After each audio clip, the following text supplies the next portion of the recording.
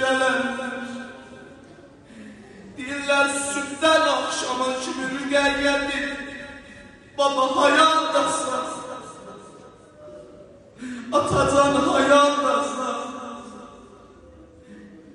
Allah lənət eləsin, gezin əmr elədi ki, o kəsilmiş başına Abdullahın aparır Rüqəyyədir.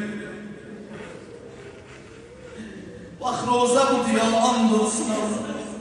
Gətirdilər təbəddə İmam Hüseynin başını gətirdilər divarına. Əvvəl Rüqəyyə üzünü dolandırdı xanım Zeynəbə, bilirsən nə dedi? Əmmə, mən ac deyiləm ha. Əmmə, mən yemək istəmədim ha, qəza istəmədim. Hələ görməyib başı, təbərdə gətirdilər. Bilirsən neynədi Zeynəb? Təbərdə bilmirəm Allah, nə vəchideydi o baş. Əli qızı o başın örtüyün götürdü yavaş.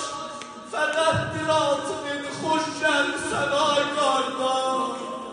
Sənə canım qurban ay qardaş, ay qardaş. Mən deyərdim bu məkana bir Hüseynim kaş gələr.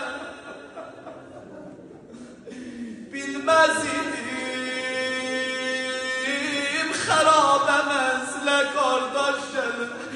Hüseyin yedi qardaşdan nişanə bilməz idim bir kəsilmiş baş gəlir. Ay qardaş, ay qardaş.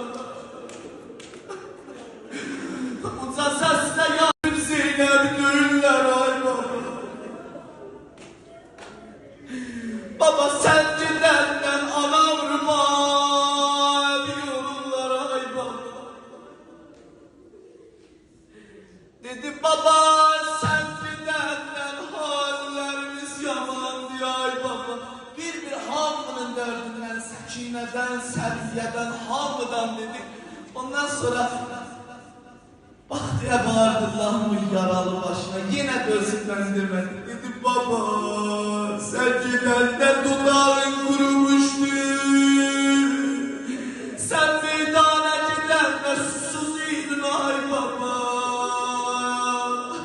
Deyən sənə su verməyiblər hələm ay baba. Ay baba bu yaralı baş və nə gəlib ay baba.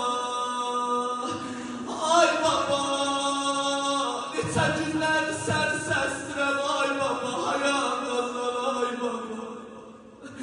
Bir özündən dedi. Sonra gəldi dedi ay baba. Ay baba sən gedəndən mən çox döyüblər ay baba. Elə yana yerlər xanım Rüqəyyə başı aldı qucağına.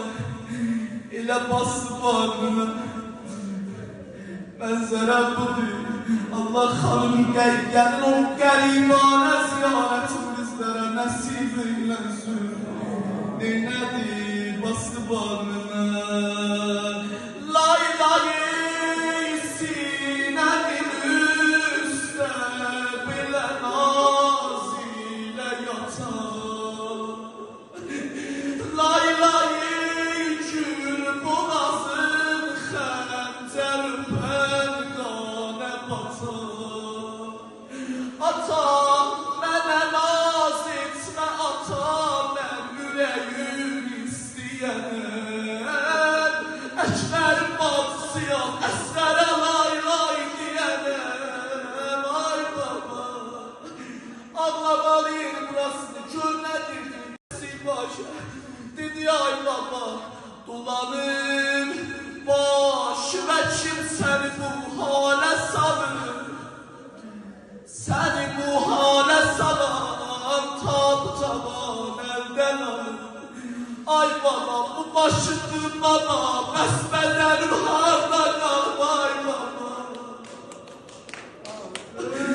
Uca səslə Yasin